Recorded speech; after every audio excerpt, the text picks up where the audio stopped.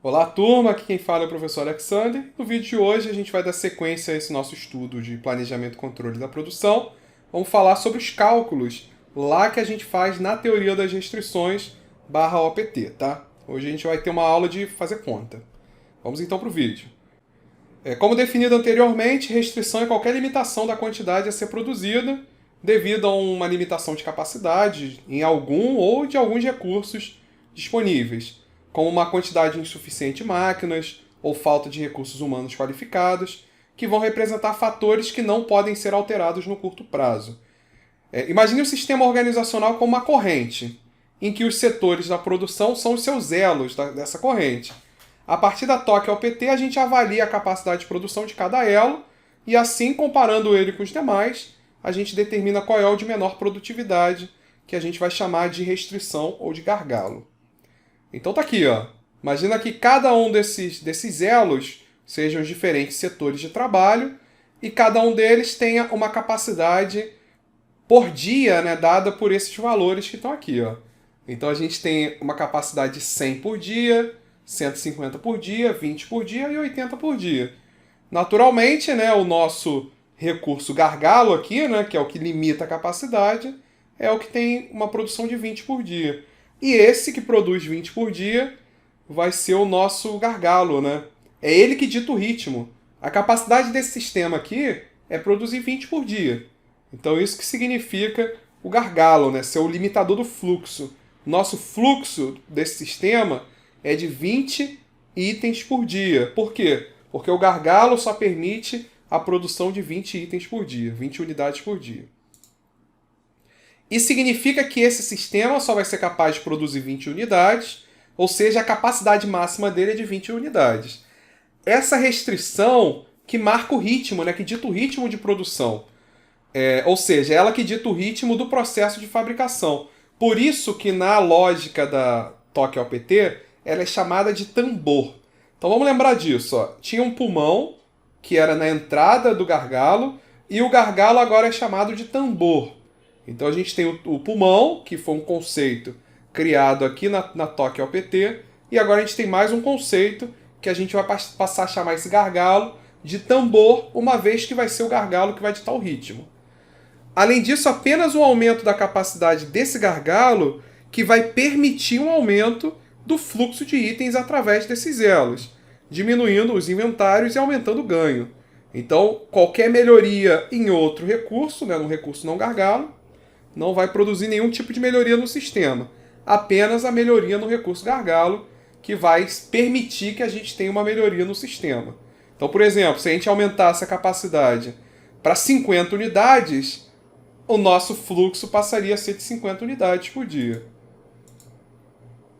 Vamos considerar agora um outro exemplo em que agora a gente tem representado o tempo de processamento por peça. Tá? Uma outra maneira de apresentar isso. A gente tem aqui, ó, estoque em processamento leva 6 minutos por peça. A gente tem um outro processo que já identificou como gargalo, que são 10 minutos por peça. Temos um outro processo aqui, 8 minutos por peça, e um processo mais rápido, né? 4 minutos por peça. Naturalmente que levou mais tempo é esse processo aqui, que a gente já identificou ele como gargalo. Esse daqui, ó, ele leva 8 minutos para cada peça. Então ele tem uma ociosidade de 2 minutos, né? Uma ociosidade moderada. E esse daqui que leva 4 minutos, ele tem uma ociosidade de 6 minutos, né? Seria uma ociosidade elevada. De toda forma, qual vai ser o ritmo de produção? Vai ser 10 minutos por peça, né? Uma peça a cada 10 minutos, ou 6 peças por hora, né? Se a gente tiver 8 horas por dia, seria 6 vezes 8, 48 peças por dia. Então essa é a nossa capacidade. Observe que o gargalo é o processo que tem o maior tempo de processamento, significa que ele que vai ditar o ritmo de produção, ele é o tambor. Outro ponto importante é que o processo anterior ao gargalo, por possuir um tempo de processamento menor, vai enviar a peça mais cedo do que ele pode processar, né? Então isso significa que caso esse recurso trabalhe em sua máxima capacidade, a gente vai ter uma fila, né, um estoque de peças na entrada do recurso gargalo. Por isso que os recursos anteriores ao gargalo, eles devem ser puxados. Programação puxada, deve ser puxado pelo gargalo. Para quê? Para evitar a formação de estoque. uma vez que a capacidade deles é maior. Então, para isso, a gente faz com que esses recursos anteriores sejam sujeitos ao gargalo, ou seja, produzam uma peça a cada 10 minutos, independente da capacidade deles. Por isso a importância de se identificar o gargalo, que é para depois executar o passo 3. A partir do passo 2, que é passo 1, identificar o gargalo, passo 2, programar o gargalo, passo 3 é programar os demais recursos. Então, de forma a programar a ociosidade desses recursos não gargalos. Assim, a TOC OPT segue uma filosofia de gestão que tem como objetivo harmonizar o fluxo de produção, mantendo o gargalo trabalhando com sua máxima capacidade, que é a regra 4, quebrando o lote de transferência próximos ao gargalo, né, em lotes menores, regras 7 e 8. Assim, garante-se que o recurso gargalo trabalhe com a máxima capacidade possível, produzindo, né, em lotes de processamento maiores possíveis para poder diluir o tempo de setup, né, ou seja, aumentar o tempo útil de produção. Para entender, vamos considerar esse exemplo, tá? Então aqui tem um exemplinho que eu estou trazendo para vocês, para a gente aprender na prática como fazer esses cálculos. Então imagina uma seção produtiva que fabrica dois produtos, P e Q. O produto P tem uma taxa de produção semanal de 100 unidades por semana, né? Produto Q, 50 unidades por semana. Produto P é vendido a $90, o produto Q é vendido a $100 por unidade. Essa seção possui 4 centros de trabalho, A, B, C e D, que trabalham 5 dias por semana, numa jornada de 8 horas, ou seja, tem 40 horas disponíveis. Dentro dos blocos é dado também, a gente vai ver na figura, né? O tempo de processamento por minuto por unidade de produto. Além disso, o custo de cada matéria-prima é de $20 e da peça comprada é de $5. O que a gente quer é determinar qual é o mix de produção, ou seja, quantas unidades do P e quantas unidades do Q a gente tem que produzir nessa semana para maximizar o nosso ganho. E aí está aqui a figurinha, ó. A gente tem aqui no topo o produto P e o produto Q. Cada unidade do produto P a gente ganha $90 e a gente precisa produzir 100 unidades por semana. É a nossa demanda, né? A gente tem uma demanda de 100 unidades por semana. O Q, $100, 50 unidades por semana. Aqui a gente tem, ó, cada um dos recursos que a gente deve utilizar para a fabricação dos dois produtos. Então, por exemplo, ó, o produto D, o recurso D, nessa etapa do processo a gente utiliza ele por 15 minutos. E para o produto Q a gente usa o recurso D também, ó, nessa etapa por 5 minutos. O produto C, ó, ele é utilizado 10 minutos por unidade, 5 minutos por unidade. O A é utilizado 15 minutos por unidade de P, né? E aqui 10 minutos por unidade de Q. E o B, aqui a gente usa ele 15 minutos por unidade de P e de Q. Tá vendo? Que a gente usa para todos os dois. E aqui a gente usa esse recurso novamente, 15 minutos por unidade de Q. Aqui a gente tem a peça comprada de $5 por unidade, que é apenas para o produto P, né? A gente tem a matéria-prima 1, que é usada para o P, custa $20. Matéria-prima 2 é usada tanto para o P quanto para o Q, $20 também por unidade. Matéria-prima 3, $20 por unidade apenas para o produto Q. Então isso que a gente tem nessa figura. O que a gente vai fazer agora? Executar aqueles 5 passos. Principalmente, né, o passo de identificar o gargalo e de calcular qual seria o mix, né, que maximiza o ganho. Que na verdade essa questão que é só o mix. Então ela quer só o passo 1 e o passo 2 daqueles passos que a gente aprendeu. Então o primeiro passo é identificar o gargalo. O que a gente vai fazer então? Vamos calcular quanto de cada recurso que a gente utiliza. Quanto que a gente utiliza do recurso A, quanto que a gente utiliza do recurso B. Então isso é bem fácil de fazer, ó. Recurso A, a gente usa ele aqui, 15 minutos por unidade P. E a gente utiliza ele aqui, 10 minutos por unidade Q. Tá, então quanto que a gente usa ele por quantos minutos? Bem, 15 vezes são 100 unidades, 15 vezes 100, mais 10 vezes quantas unidades? 50. 10 vezes 50. Então isso vai dar 2.000 minutos. Esse 2.000 minutos, tá vendo? É porque aqui eu fiz devagarinho, ó, fiz o uso dele para o recurso P, que é 1.500, né, que é 15 minutos vezes 100 unidades. E aqui eu fiz para o produto Q, 10 vezes 50, não é P, né? Aqui é Q, né, o 50 unidades de Q. Então 10 vezes 50 para o produto Q isso vai dar 500 minutos por semana. Para quê? Tá vendo? Aqui tá certo. Aqui tá errado.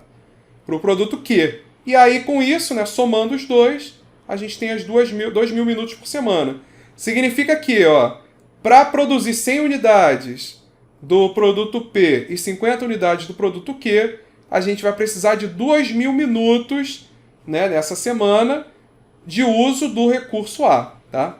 Então, isso que significa? Esse recurso a gente vai usar por 2.000 minutos. E aí vamos fazer a mesma coisa para os demais recursos. Para o recurso B, aí tem que observar que o recurso B, ele aparece aqui e aparece aqui. Esse 15 minutos dele a gente usa tanto para o P quanto para o Q. Então seria 15 minutos vezes 150 unidades, né? Ou se for fazer separado, 15 vezes 100 vai dar quanto que a gente usa para o P, e depois 15 vezes 50, e de novo, né, mais 15 vezes 50, que a gente usa ele de novo aqui, daria a quantidade para o Q, e aí soma. Eu vou fazer direto, né? Como é 15 minutos, então a gente vai fazer 150 vezes 15, mais 50 vezes 15, ou 200 vezes 15, né? Vai dar os 3.000 minutos. Mas a gente pode fazer devagarinho, né? Seria ali, 1.500 minutos, que é o uso dele para o produto P. Depois para o Q, a gente usa ele nessa etapa, né? E depois usa ele de novo. E aí vai dar 1.500 também, 1.500 mais 1.500 vai dar os 3.000 minutos. Pode fazer de qualquer maneira, né? E aí a gente faz o mesmo cálculo para os outros dois recursos. Recurso C vai dar 10 vezes 100, vai dar 1.000. 5 vezes 100 vai dar 500. Isso vai dar 1.500 para o P. Tá? Só olhar aqui, Cadê, Recurso C, a gente usa ele aqui. Vai dar 10 vezes 100. Depois a gente usa ele aqui, 5 vezes 100. E usa ele aqui de novo, né? Seria o 5 vezes 50. Então, somando 1.000 mais 500 dá 1.500. Negrito, na verdade, deveria estar aqui, né? Que é quando a gente soma o 1.500 com 250, vai dar 1.750. Então, isso daqui é a quantidade que a gente utiliza do recurso C. Fazendo cálculo para o recurso D, também está dando 1.750. E aí, para facilitar isso, coloquei numa tabela. A tabela mostra cada um dos recursos, mostra o uso dele para cada produto e a soma que dá a carga semanal, né? A carga de trabalho semanal para cada recurso. E olhando para cá, né? Naturalmente olhando para os resultados, a gente consegue observar qual é o recurso mais utilizado, que é o recurso B. Portanto, o recurso B que vai ser o nosso recurso gargalo. Ou seja, o nosso recurso gargalo, ele tem uma utilização de 3.000 minutos por semana. Tá, mas quantos minutos a gente tem disponível? Vamos lá. 8 horas vezes 5 dias, dá 40 horas, vezes 60, dá 2.400. Olha só, a gente tem, repara, a gente tem disponível 2.400 minutos para fabricar aquela quantidade. Só que qual é a carga semanal sobre o recurso B? 3.000 é maior. Por quê? Porque o recurso B que é o gargalo. Se o recurso B tivesse dado 2.000, ou seja, fosse menor do que o 2.400, quem seria o gargalo seria o mercado, seria a demanda de 100 unidades de P e de 50 unidades de Q. Então ele que seria o gargalo. A demanda é o gargalo, a gente consegue atender a demanda, não tem gargalo interno, não precisa fazer nada disso que a gente está fazendo, né? Então a gente só está fazendo esse cálculo da teoria das restrições porque o gargalo é interno.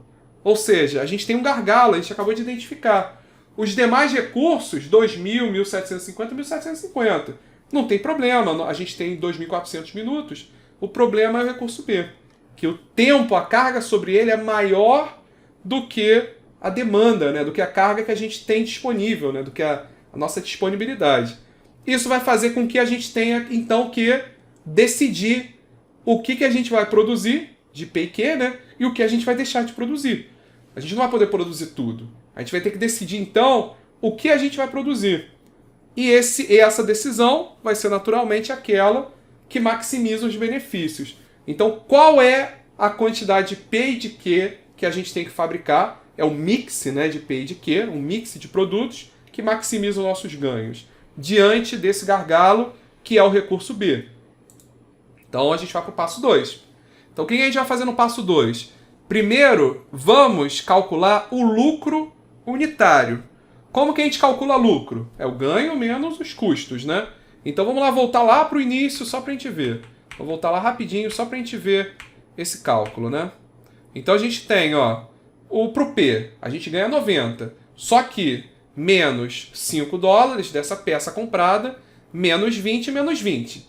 Então a gente vai fazer 90 menos 5, menos 20, menos 20. E para o produto Q, a gente ganha 100, só que a gente tem essa matéria-prima e essa daqui. Então vai ser 100 menos 20 menos 20. Então essa vai ser a conta que a gente vai fazer para eles, né? E aí a gente vai ter, ó, aqui no fundo, na verdade, a gente está... Aqui é mais, né? Aqui no fundo a gente está fazendo... somando os custos, né? Mas aqui é mais, tá? 20 mais 20 mais 5. E aí vai dar 90 menos 45, que é igual a 45. E aqui a gente está somando os custos, 40, 100 menos 40 dá 60. Seria o mesmo que fazer 100 menos 20 menos 20, vai dar 60. 90 menos 20 menos 20 menos 5 vai dar 45. Então a gente tem um lucro unitário. Cada produto P vendido, a gente ganha 45. E para cada produto Q vendido, a gente ganha 60. Primeira impressão que a gente teria: vamos então maximizar a produção do Q, né? Do produto Q, é o que tem maior lucro. Bem, se a gente maximizar aquele que tem maior lucro, a gente vai maximizar o nosso ganho.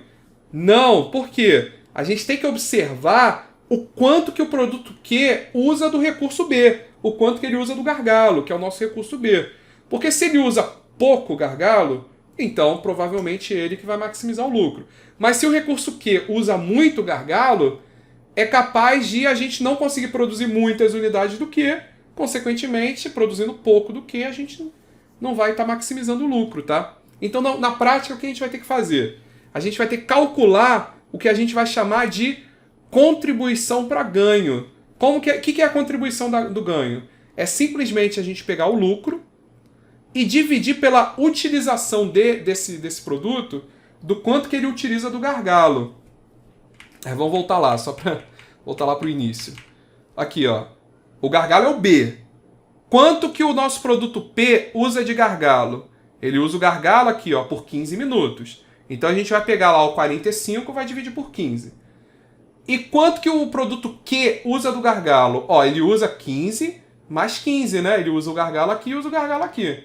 Então a gente vai fazer o 60, que é o lucro dele, dividido por 30. Repara, ó, ele usa o gargalo 2 vezes mais. Então a gente vai conseguir produzir menos com ele.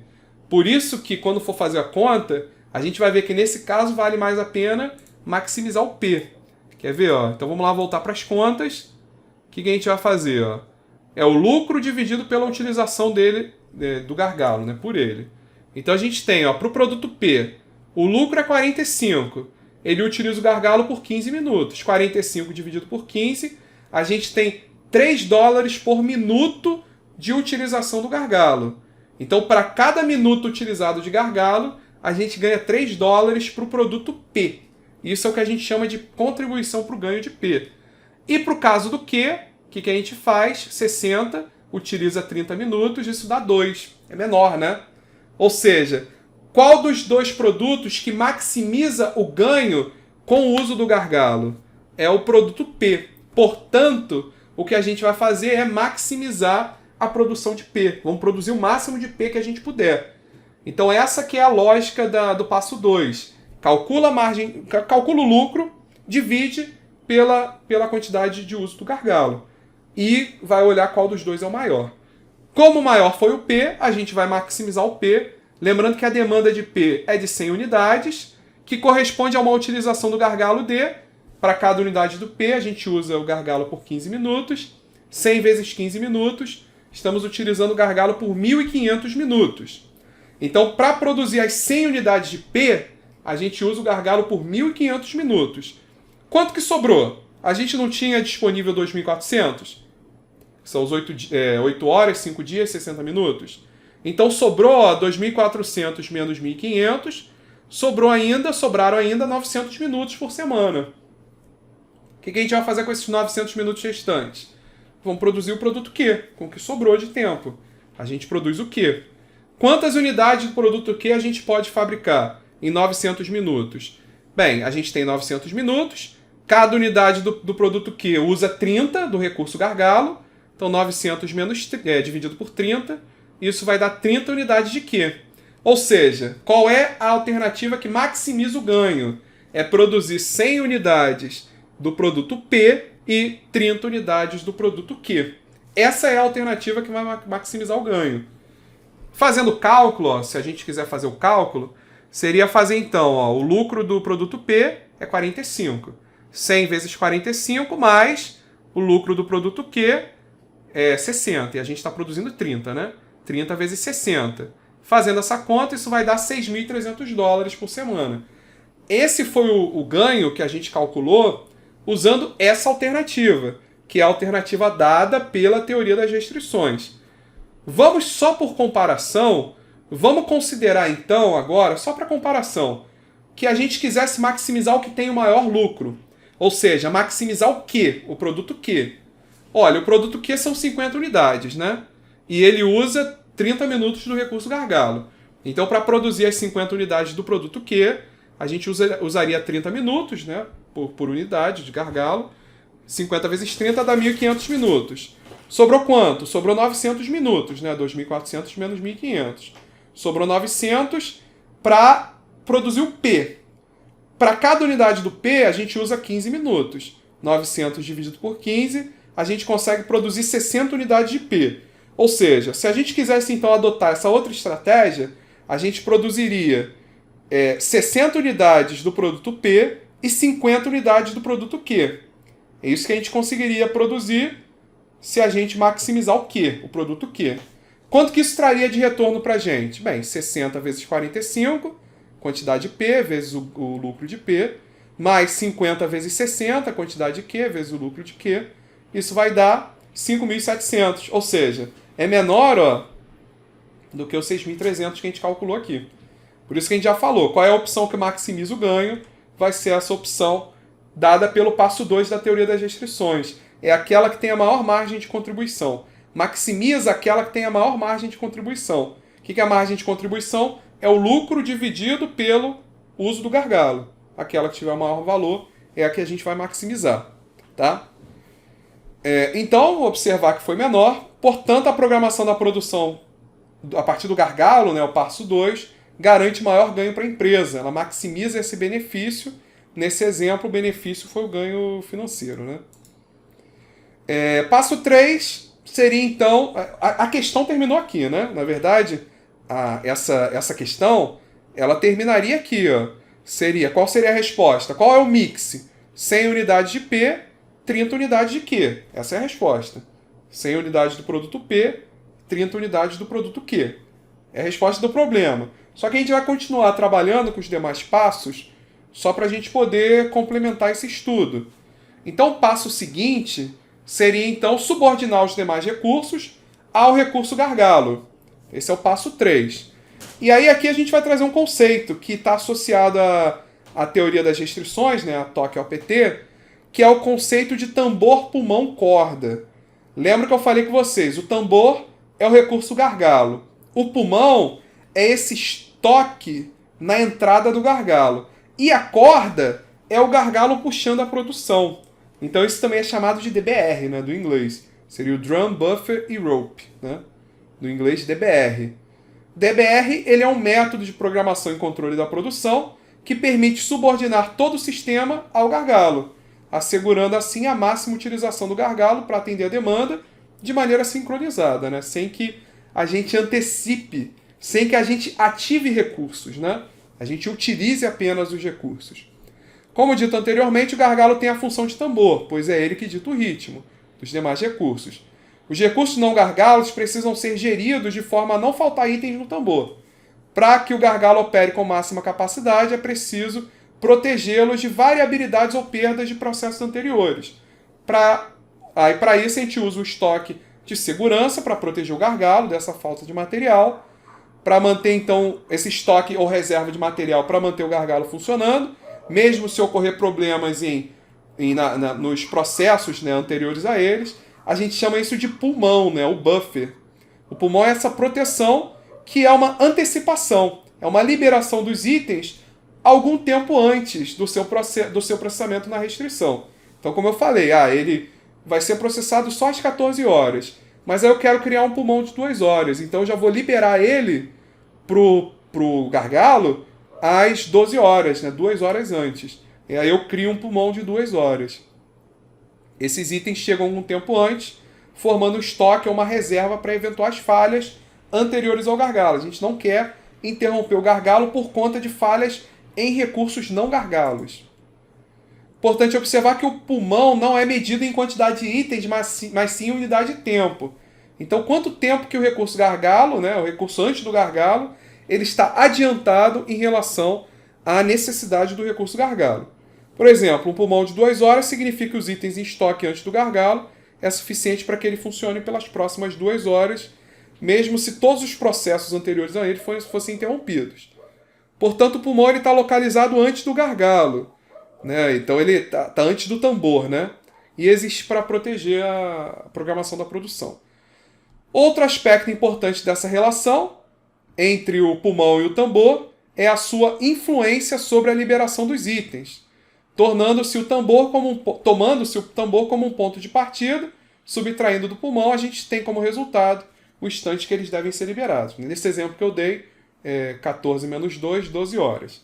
Nesse ponto é a corda que vai garantir a liberação na quantidade exata a serem processadas pelo gargalo. O que a corda faz então é a programação puxada. Ela vai ser uma corda ligando o gargalo até a chegada da matéria-prima, até o fornecedor. Para quê? Para que todos esses itens sejam liberados de maneira a manter esse fluxo contínuo, de maneira a não antecipar, né, a produção além daquele pulmão planejado. Para quê? Para não criar estoque desnecessário. Em outras palavras, a corda garante que todos os recursos operarão no ritmo do tambor, no ritmo do gargalo, sem que haja elevação dos níveis de estoque em processamento. A corda vai gerar, né, a taxa de entrega do material, que é definida pelo ritmo de absorção do gargalo e do seu estoque protetor, né, do seu pulmão. Assim, liga-se o fornecimento de matéria-prima ao gargalo, como se tivesse uma corda ligando eles, de forma que não ocorram atrasos nem aumento de inventário. Com isso, o gargalo produz segundo o estabelecido pela demanda, tanto em quantidade quanto em variedade, sendo essa informação o mecanismo de regulação do trabalho do gargalo. E aqui um exemplinho para a gente poder entender esse conceito de tambor-pulmão-corda, né, do DBR. Um conceito que foi tirado do livro do Albertan e Pontes, tá, de 2016. Então aqui a gente tem a figurinha. Nessa figurinha a gente tem os diferentes processos, né, que usam diferentes recursos, torno 1, torno 2, fresadora. Repara que tem a capacidade de cada um deles, 80 unidades por hora, 70 por hora, 75 por hora. De repente a gente tem um aqui, 50 unidades por hora. É o menor, né? A furadeira é o recurso mais lento. Portanto, ele é o nosso gargalo. Esse gargalo, antes dele, tem um pulmão, que vai ditar, esse pulmão mais o gargalo, dita o ritmo de produção. A gente quer um ritmo de 50 unidades por hora. O pulmão ele existe também para antecipar a produção, de maneira a gente ter esse buffer, né, esse pulmão, para eventuais atrasos que podem ocorrer nesse pedaço, né, nesse trecho. O pulmão, como a gente está vendo, está ligando, né, através de uma corda, o nosso fornecedor, né? Então a gente tem o fornecedor que está ligado ao pulmão. O pulmão, né, dessa maneira, né, esse sistema ele vai fazer com que o gargalo dite o ritmo de produção, puxando quantas unidades? 50 unidades por hora. Então a fresadora vai produzir 50 unidades por hora. O torno 2 e o torno 1 vão produzir 50 unidades por hora. O fornecedor vai entregar 50 tarugos por hora, supondo, né, que seja 1 para 1, né, a relação de 1 para 1. Se for uma relação de 1 para 4, aí multiplica por 4, né? Mas entenderam, né? A ideia é que você processe aquela quantidade de maneira ao fluxo ficar contínuo. E após o gargalo aqui, após o gargalo, a gente tem alguns processos também. Rosqueadeira, retífica 1, retífica 2, montar mancal. São processos que estão depois do gargalo. A partir daqui a gente não tem mais essa preocupação. Por quê? De formar estoque. Por quê? Porque todos eles têm capacidade superior ao gargalo. Então o gargalo ele vai transferir 50 unidades por hora. Só que esses recursos, 60, 70, 60, eles têm a capacidade maior. Então eles não vão ficar, eles não vão formar filas. À medida que vai chegando, vai sendo processado, uma vez que a capacidade deles é maior. Então o que acontece, né, na prática? Daqui para trás, a programação é puxada, né? E daqui para frente, a programação é empurrada. Só que não tem o risco de formar estoque, por quê? Porque a capacidade do gargalo é a menor. Então não vai formar estoques nesses processos seguintes. Entenderam? Então é a programação puxada do gargalo para trás e a programação empurrada do gargalo para frente. Então note que o recurso de menor capacidade é a furadeira, ele é o gargalo, que dita o ritmo da produção, é o tambor, né? Definindo a taxa de produção do sistema, que será de 50 unidades por hora. Perceba também a presença do pulmão antes do gargalo. Os recursos que antecedem o gargalo vão ser puxados, né? Serão puxados com esse igual, né, ou um pouco maior do que o ritmo da restrição. Um pouco maior porque às vezes a gente quer antecipar, né, criar o pulmão. Essa representa uma programação para trás, também chamada de backward scheduling, né, que considera os tempos de processamento de cada recurso que antecede o gargalo de forma a garantir que ele chegue a uma taxa de 50 unidades por hora, que é equivalente à lógica do MRP, né, a gente programa para trás.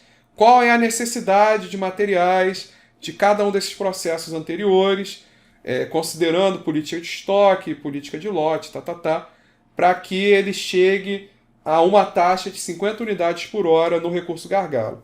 A diferença é que a gente não olha para os produtos acabados, como é no MRP. A gente olha para a taxa do recurso gargalo. Então é ela que é esse primeiro elemento que vai se desdobrar nos demais elementos. Essa taxa, nesse exemplo, de 50 unidades por hora.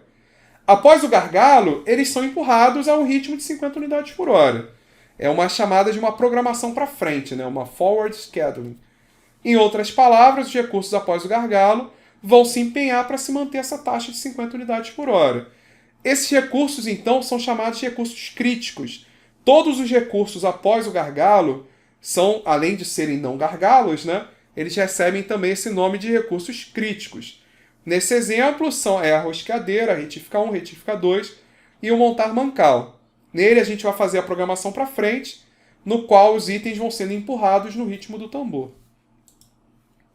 Diferença básica entre a programação para trás, que é a puxada, e a programação para frente, que é a empurrada, é que na programação para trás, os recursos antes dos gargalos, a gente programa a utilização desses recursos para atenderem a demanda, para fluírem na taxa do recurso gargalo, de 50 unidades por hora.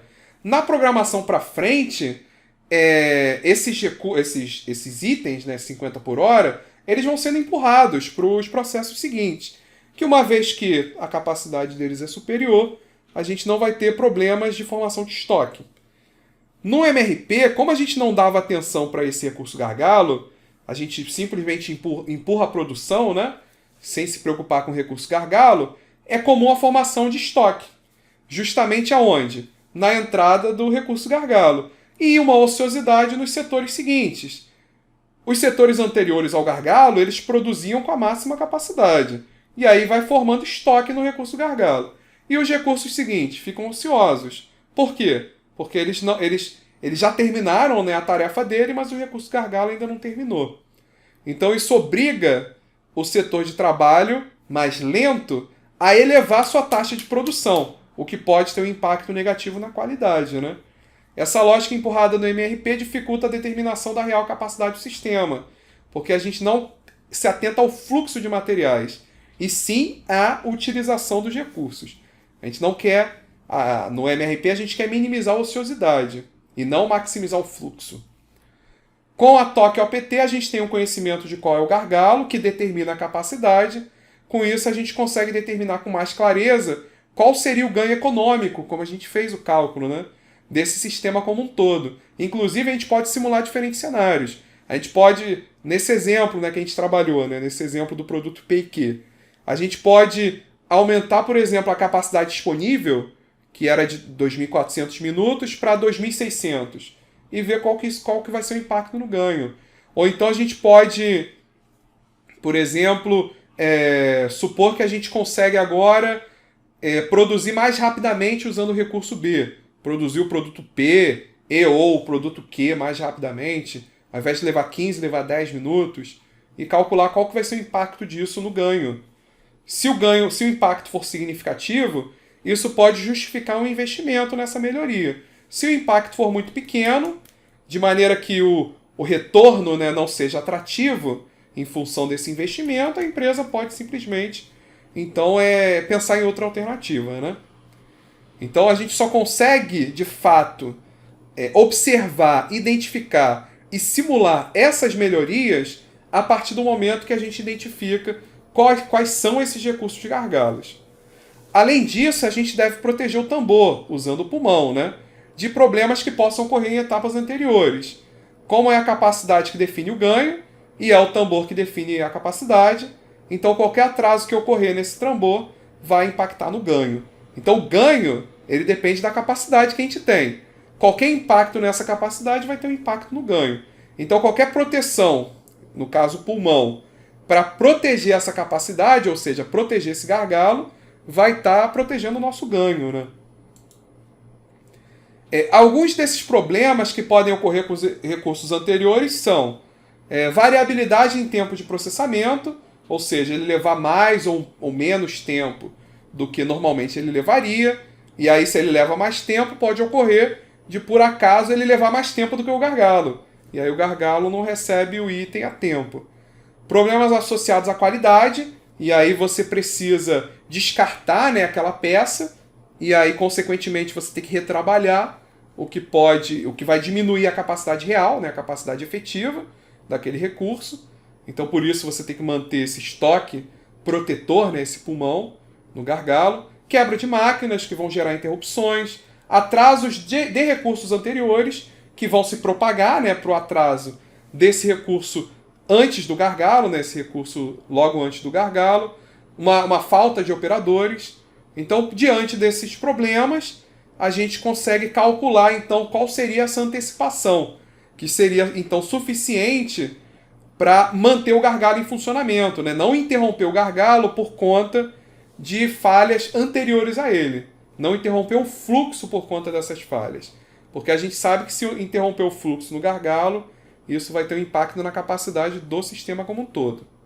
Já a corda vai sinalizar a necessidade de entrada de materiais para alimentar esse sistema na direção do gargalo e também alimentar o seu pulmão, né? Ou seja, a corda que vai puxar a produção. Como a capacidade nesse caso é de 50 unidades por hora, nesse exemplo, capacidade do tambor, a corda vai impor uma liberação de 50 unidades de tarugo, que é a matéria-prima lá do fornecedor, 50 unidades por hora. Então a corda ela libera somente na quantidade na hora certa, que é necessário em cada um desses setores de trabalho para que a produção seja contínua, para que chegue-se ao pulmão, né, ao tambor, pelo menos as 50 unidades, né, de maneira que essa produção nunca seja interrompida.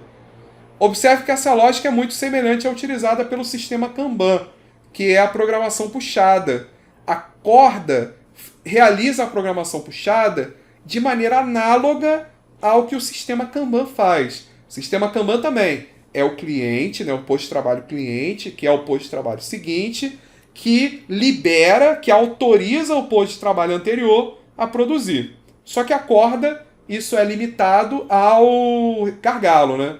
No sistema Kanban, quem dita o ritmo é o posto de trabalho seguinte, independente desse posto de trabalho ser gargalo ou não. Então é ele que vai ditar o ritmo. Outra observação importante, né, pensando nessa lógica da produção, né, puxada ou empurrada, a programação puxada ela ocorre para os recursos que são anteriores. Para fazer com que a programação puxada seja utilizada por todos os recursos, a gente deveria fazer com que o gargalo fosse o mercado. Então, se o gargalo for o mercado, toda a programação vai ser puxada, né? Quando que o gargalo é o mercado? Quando a nossa capacidade é maior do que a demanda. Nesse caso, a gente pode atender a demanda de maneira imediata. Ou seja, se a demanda quer 10, a gente produz 10. Se a demanda quer 100, a gente produz 100. Se a nossa capacidade é maior do que a demanda, do que a taxa de demanda, a gente consegue produzir imediatamente o que a demanda quer. E isso é o que a gente chama de just in time. Então, entendendo isso, gargalo antes do gargalo puxado, depois do gargalo empurrado. Se o gargalo for o mercado, então tudo vai ser puxado. E nesse caso, em que o gargalo é o mercado, nós temos o que a gente chama de just-in-time.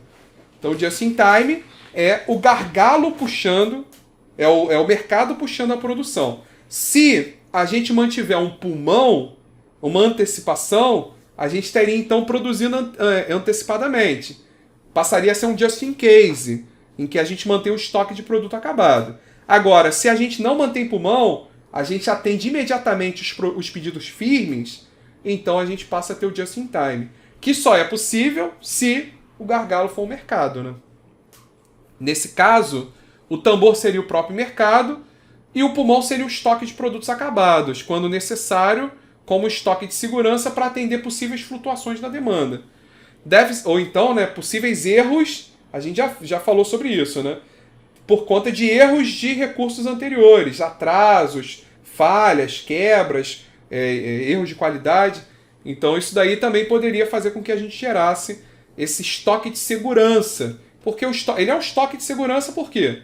Nos protege de aleatoriedades, flutuações, incertezas do nosso sistema.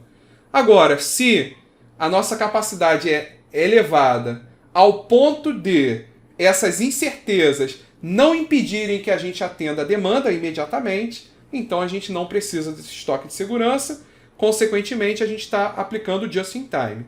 Se a gente usa o estoque de produtos acabados, estoque de segurança, né, de produtos acabados, a gente está aplicando o just-in-case, tá? Além disso, note que a corda puxa toda a produção, então a gente tem a programação puxada em todos os recursos. Normalmente, como que a gente operacionaliza a programação puxada no just-in-time? A gente utiliza o sistema Kanban. Então, o sistema Kanban é uma maneira de operacionalizar, colocar em prática essa lógica de programação puxada. O sistema Kanban é um conjunto de cartões que é naturalmente enviado do posto-trabalho seguinte para o posto-trabalho anterior, que a gente chamou de posto-trabalho cliente e posto fornecedor, né? Para quê? O cliente que vai autorizar, de maneira que o fornecedor só vai produzir na quantidade que o cliente é capaz de processar. Para quê? Para evitar a formação de estoque. Para fazer o quê? Sincronizar a produção. Exatamente o que o APT faz. Só que no APT, como o gargalo é um recurso interno, isso é feito de outra maneira, né? A gente puxa até o gargalo e empurra depois dele. Como no just-in-time o gargalo é o mercado, a programação puxada ocorre em todos os recursos. Por isso que a gente usa o sistema Kanban para operacionalizar essa programação puxada. Logo, o just-in-time, se a gente não usar o pulmão, né, ou just-in-case, caso a gente use esse pulmão, eles são casos particulares da teoria das restrições que ocorre quando o tambor, né, o gargalo, é o mercado. Outro ponto fundamental é que o percentual de utilização desses recursos não gargalos não é determinado pela sua capacidade, mas sim pela capacidade do recurso gargalo, que no caso é a furadeira, né? Então quanto que a gente usou? 50. Ah, mas ele tinha capacidade de 60. Ah, então ele ficou ali, fazendo a conta, né? Ele 50 dividido por 60, a gente usou ele por 83% do tempo, né? Então 100 menos 83 vai dar mais ou menos 16,7% de ociosidade. Então quem determina a ociosidade dele é o gargalo, porque é o gargalo que dita o ritmo, é o gargalo que delimita o fluxo. O uso dos outros recursos estão sujeitos a esse fluxo, consequentemente a gente consegue calcular a utilização, né, ou a ociosidade. Importante destacar também que a teoria das restrições recomenda que haja estoque de materiais em todos os recursos após o gargalo.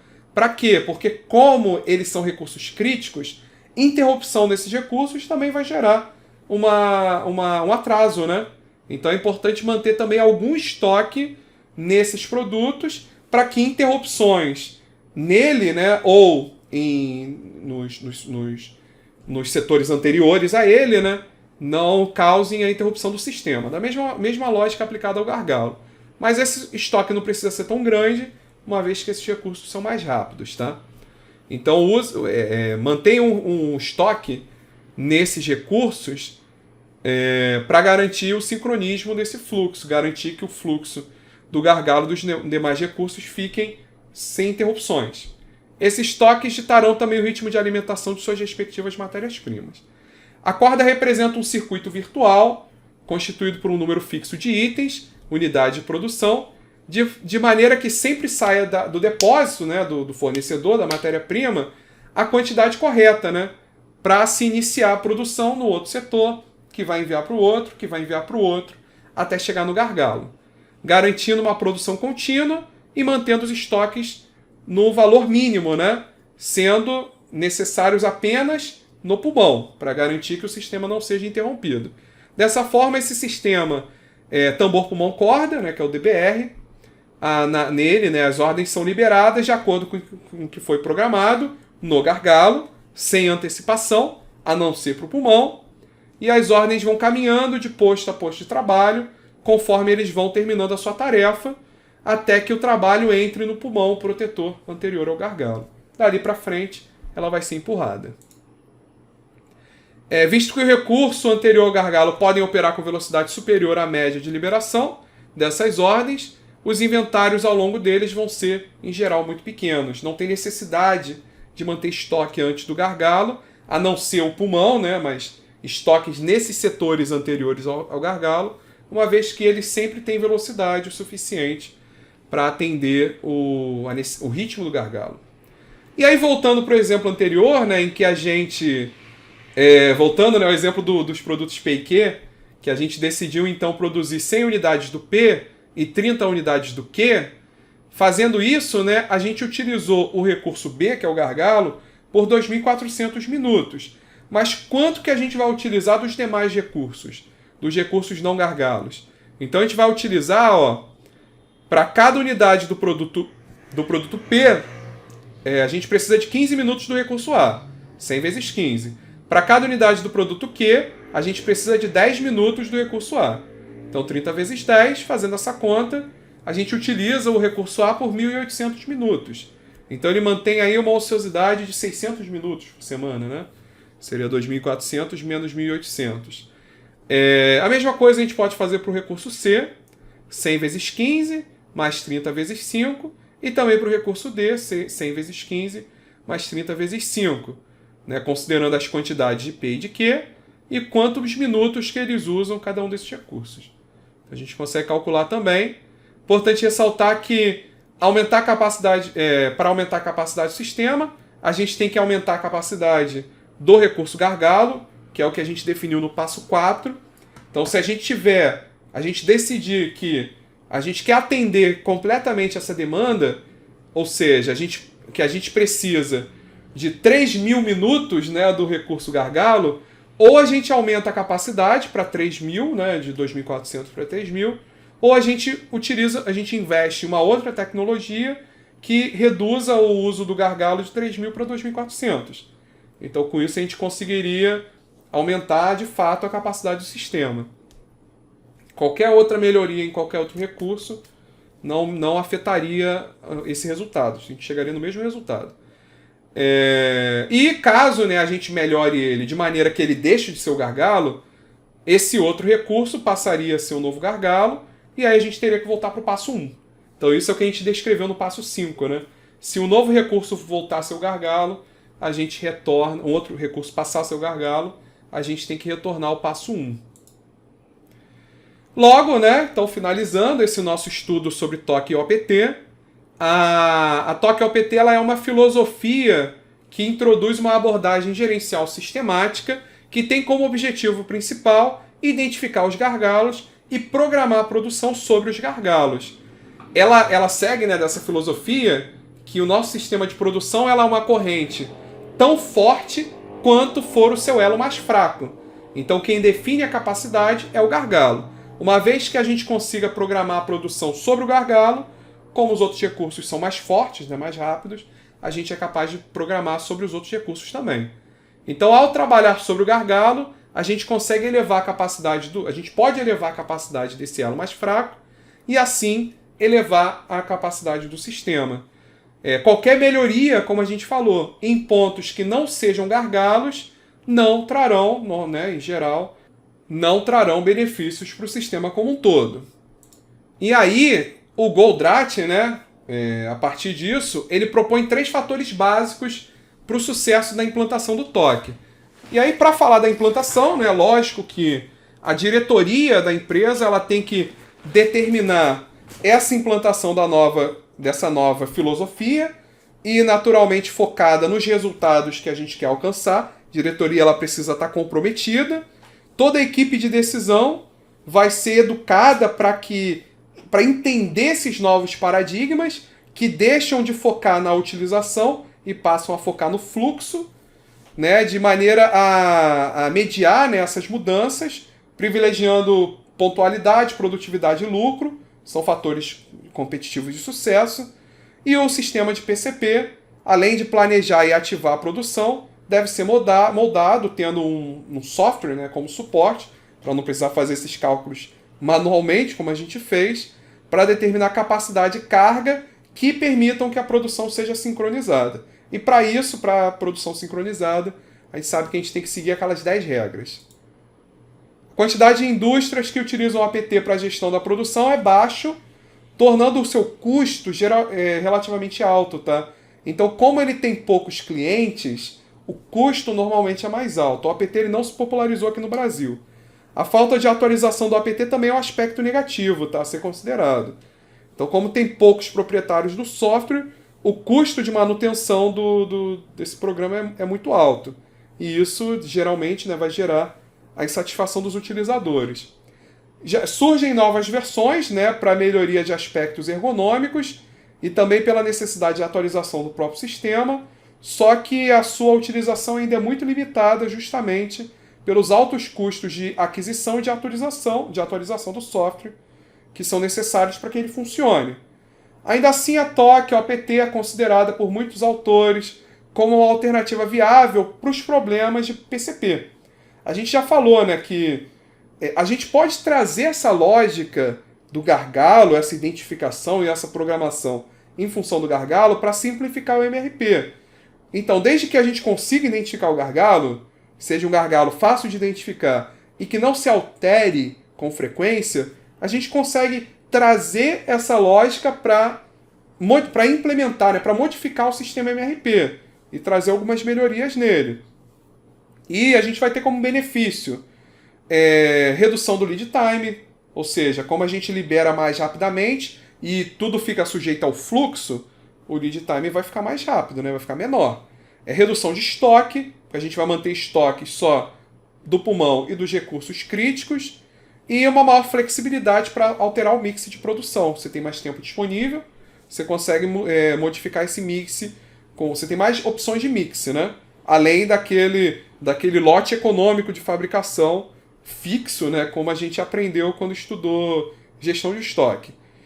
Suas perspectivas, né, dessa lógica da TOC ao PT direciona a empresa a se focar nos problemas que comprometam o seu desempenho. Ou seja, ela volta a sua atenção para as restrições, porque são elas que definem a capacidade do sistema. Então a gente se direciona, se foca para as reais necessidades do sistema. Então isso facilita a nossa compreensão sobre o sistema de produção. Dessa forma, os resultados da sua implementação são logo percebidos pela empresa, porque direcionam seu foco apenas para aqueles recursos que de fato restringem o sistema, que são aqueles que ditam o ritmo de produção. A TOC OPT pode ser utilizada com auxílio de software de simulação para fazer aquela simulação de cenários, reproduzir situações do tipo o que aconteceria se, né? A gente pode utilizar ela para observar quais seriam os resultados, né, de uma modificação, de uma melhoria em um determinado recurso. Naturalmente, né, de um recurso gargalo. Por outro lado, como o software OPT é baseado em um sistema computacional que centraliza as decisões, os operadores eles podem encontrar certa dificuldade em flexibilizar atividades, o que diminui o comprometimento da força de trabalho com os objetivos da empresa. Centralizado significa que os resultados são observados por um pequeno grupo. Os operadores não veem esses resultados. Eles só estão ali produzindo, mas eles não estão tendo acesso ao resultado final. É diferente, por exemplo, da lógica da produção enxuta, né? Do sistema Toyota de produção, em que é o próprio operador que programa a produção. O próprio operador ele verifica esse resultado. A programação no MRP e no OPT, o PCP, né, eles são centralizados. É um grupo que faz essa programação e esse sequenciamento. Então acaba que o operador não vê o resultado disso. Na produção enxuta, que é o próximo tema que a gente vai estudar, quem realiza esse planejamento e controle da produção é o próprio operador, no chão de fábrica. E aí ele visualiza muito melhor os resultados. Com isso ele se sente muito mais comprometido, né, mais motivado. Ele não fica tão longe assim dos resultados que a empresa está obtendo. Então isso acaba sendo uma desvantagem do MRP e o APT quando a gente compara com a produção enxuta, né, o just-in-time, né, que a gente está chamando de just-in-time. Além disso, o preço do software é muito elevado, não possui uma interface amigável, e isso daqui, né, os utilizadores eles afirmam que quando comparado ao MRP2, a interface é bem melhor do que a interface do APT. Outro problema é a identificação dos recursos de gargalos, que a gente precisa, né? Para o APT a gente precisa identificar o gargalo. Só que nem sempre a gente consegue identificar. Existem, por exemplo, fatores que podem esconder esse gargalo. Qual é a prática comum quando uma produção tem problema? É ela tentar produzir com lotes grandes, né? Lotes maiores do que o necessário, porque aí mascara problema de qualidade, porque se eu estou produzindo a mais, aqueles que, se porventura tiverem produtos com problema, eu produzi a mais mesmo, então a gente simplesmente descarta. Problemas relacionados a interrupções, problemas relacionados a setup longo. Então são problemas que na produção enxuta a gente chama de desperdício, e aqui no APT dificulta a gente identificar quais seriam os gargalos. E isso, né, sem a identificação correta do gargalo, a gente não vai conseguir obter a real otimização do fluxo. A gente não vai conseguir melhorar o desempenho do sistema. Então a teoria das restrições ela depende do passo 1, que é a identificação do gargalo. O sistema TOC-APT não é simples, ele requer conhecimento e habilidade específica do operador. Existe ainda o fato de que o TOC, por ser um método novo, ele vai depender de mudanças, e é lógico, né, que para toda mudança existe resistência, né? As pessoas elas estão acostumadas a trabalhar de uma maneira, você vai introduzir uma nova forma, elas não vão querer mudar. E principalmente, né, como o resultado não é visível para esses operadores, eles podem simplesmente dizer que o sistema não mudou nada. E se não mudou nada, eles vão querer forçar a voltar para o sistema anterior. Então isso é uma resistência natural que é preciso ser superada por meio de treinamentos, palestras motivacionais, qualquer que seja esse treinamento que venha a facilitar esse processo de transição, essa mudança de cultura, né? Por fim, o nível de desempenho, né, segundo os conceitos da produção tradicionais, podem ser prejudicados com a implantação do TOC. Como, por exemplo, né, a taxa de ocupação dos equipamentos. Normalmente elas diminuem, o que significa que os recursos estão ficando mais tempo ociosos. Que dentro das medidas do sistema tradicional, significa que a gente está perdendo em eficiência. Então, muitas vezes, né, como a gente até calculou isso, pode ser que valha mais a pena a gente produzir mais para estoque do que tentar submeter a um fluxo contínuo, o que reduz o uso dos equipamentos e provoca um aumento do custo no fim das contas. Supondo, por exemplo, que você tenha que variar muito essa produção para conseguir tentar acompanhar a demanda de maneira a reduzir os estoques. Então, e fora que o prejuízo que você tem de não estar atendendo a demanda, né? Lembre-se lá de estratégias, né, de planejamento estratégico, né? Estratégias da produção. Se existe demanda que não está sendo atendida, isso beneficia que outras empresas queiram entrar nesse mercado. Está tendo demanda sem estar atendida, então o ideal não é você manter o gargalo sendo um recurso interno. O ideal é você aumentar a sua capacidade para conseguir atender de fato a demanda quando ela precisa. Até porque se tem demanda não atendida, tem mercado disponível e as empresas concorrentes vão ver isso estrategicamente como uma oportunidade para entrar nesse mercado. Vamos lá, o software OPT também se adapta a softwares do tipo MRP, então a gente pode utilizar o OPT como um módulo dentro do OPT. Então o MRP ele prepara o trabalho, estabelecendo esse plano diretor, né, esse plano maior, e o apt ele vai e localiza os gargalos utilizando o seu algoritmo, né, o seu módulo. Com isso, as condições de produção da empresa são definidas a partir dos gargalos. Então, a gente consegue utilizar os dois em conjunto. Logo, qualquer empresa pode se beneficiar com esse OPT, pois qualquer empresa possui gargalos, mesmo que eles variem, né, em função de diferentes programas de produção ou que eles sejam difíceis de se identificar. Cabe então decidir, no interesse da aquisição desse módulo, no interesse, né, maior de você criar mais essa cultura, mais esse hábito, mais esse procedimento dentro da empresa de identificação dos gargalos. Então a empresa que vai definir quais são os benefícios disso, para ver se compensa ou não ela atribuir, né, criar essa nova tarefa, que é a de identificar os recursos produtivos, tá? Os recursos restritivos da produção. De forma geral, a TOC tem sido aplicada nos 3 níveis de tomada de decisão. No gerenciamento da produção, ela resolve problemas referentes aos gargalos, redução de estoque, problemas relacionados à programação. Na gestão de processos, ela pode identificar os fatores organizacionais, mesmo aqueles fatores que não sejam recursos, que estão impedindo a empresa de alcançar seus objetivos. E na análise de rentabilidade, ela faz com que o custo deixe de ser a base, né? O qual passa a ser baseado numa melhoria contínua de operações que afetam o ganho. Então não é mais tomar a decisão que reduz o custo, mas é tomar a decisão que vai ter o maior impacto sobre o ganho. Então isso está relacionado às medidas globais da teoria das restrições, tá?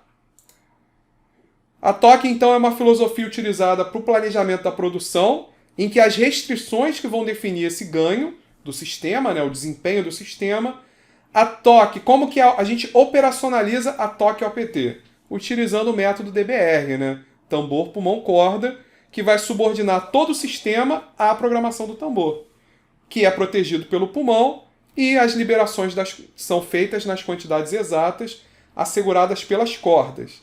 Enquanto a TOC, em conjunto com o DBR, baseiam a lógica na estrutura do produto, na combinação da lista de materiais com os roteiros de fabricação, e as atividades, né, o uso dos recursos dessas estações de trabalho, que são percorridas pelos itens. Repara naquele exemplo, a gente olhou tanto para o produto P e Q, quais são os recursos que eles utilizam, e em que quantidade.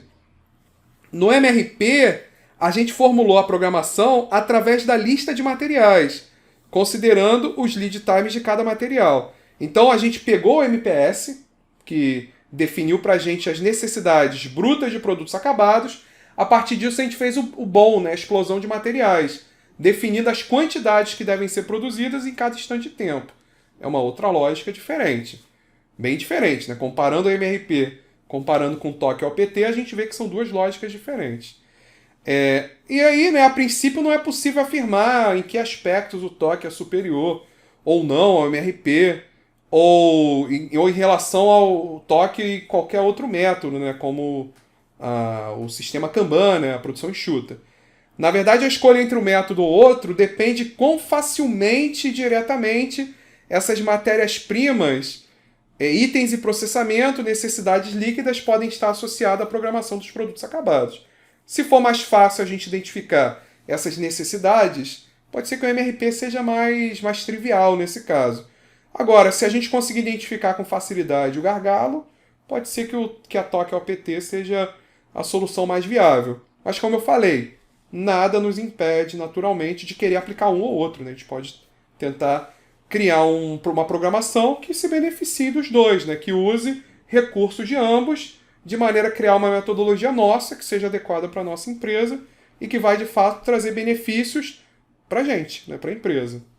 Tá bom? Então fechamos esse vídeo. Próximo vídeo a gente vai entrar na produção enxuta.